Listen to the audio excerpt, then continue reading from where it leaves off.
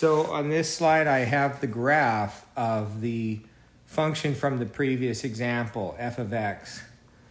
So f of x equals 2x squared minus 3 of x, minus 3 times x.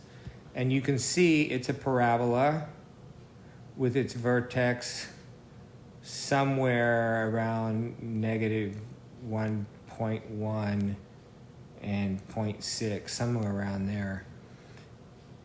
And notice if you reflect that, if you reflect this parabola in the y-axis, this point here will end up over here at negative 0.5.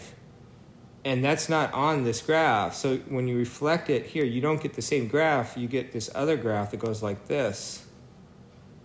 Kind of forms a W with this thing, right?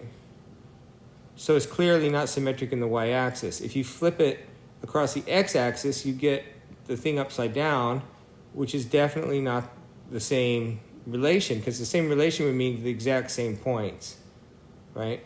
Reflecting in the origin means you take some point, say this one, and you go through the origin, and then you go the same distance to the other side of the origin, like that. And that should be a point on your graph. Well, it's not. Okay? But take this one here, you go through the origin, and you end up down here, which is not a point on the graph.